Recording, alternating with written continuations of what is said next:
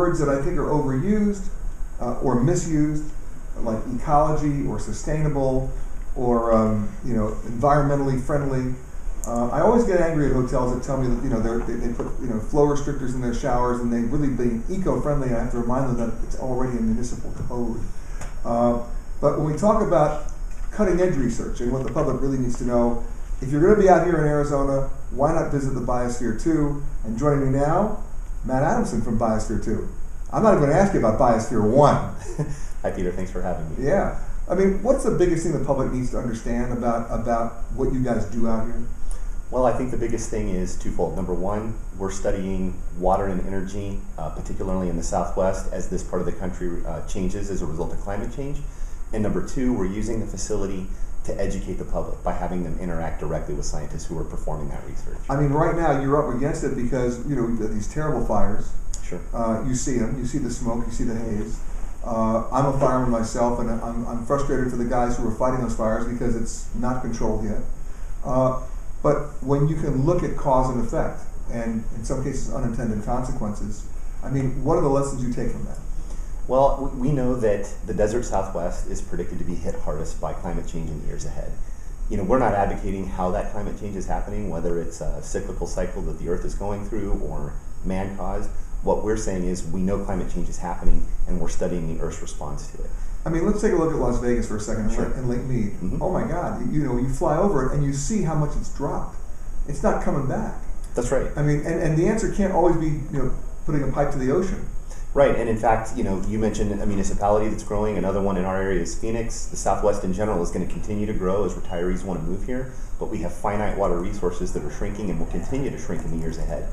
The goal of our research is to better understand how to manage those resources, create better models that can then give policymakers tools to help manage our resources. Assuming they want the tools. Absolutely. I just thought I'd mention that. We'll give them to them, whether they're used. That's another story. Okay, give me an example of where you gave them a tool and they actually used it. Well, I would say what we've done is taken models that prior to now have been able to predict how the atmosphere works or how the ocean works. What we're doing is trying to synthesize models so that you have sort of a one-stop shopping model that will tell you everything about ecology, ocean, atmosphere, and how all of those systems are working to predict how something's going to change, whether we're going to have a particular plant die off, drastic reduction in water resources, etc. So I don't think that the 4+ years that the university's been conducting research at Biosphere 2 has necessarily gotten a finished product yet, but we do, for example, better understand drought in the Four Corners region. Well, let's talk about water resources because that's critical here. You can't underestimate that. It's critical. Sure. Here you have a resort with X number of rooms, golf courses, pools, right? Mm-hmm. People want to eat, they want to wash, they want to shower. I mean, do you actually track that? Well, what we do is, interestingly enough, when you're in school, you learn about the water cycle. Rainfall from the sky runs over the land, makes its way into an ocean or a lake, and then evaporates back up into the sky. What we don't understand are all the subtle permutations of that.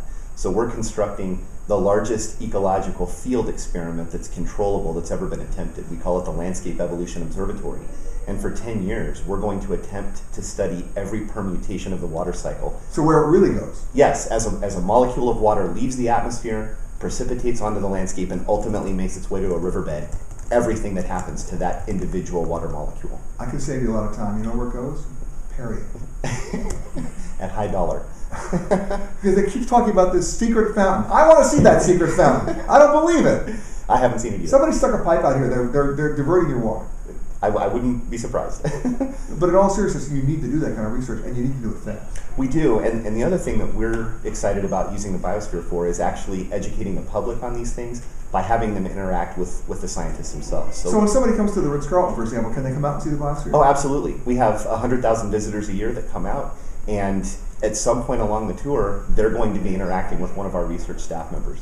I mean, you got a 40-acre campus out there. We do, and it's interesting because not only can we educate people about the cutting-edge environmental research we're doing, but many people still come for the historic. They're interested to know how the place began, what was it like when people lived inside. And maybe how they can adapt some of the things you're doing here to their own community. Absolutely. In fact, many of our visitors come from elsewhere in the country and in fact around the world, and come with the desire to learn more about conserving resources in their own communities. They bring their own bottles of water.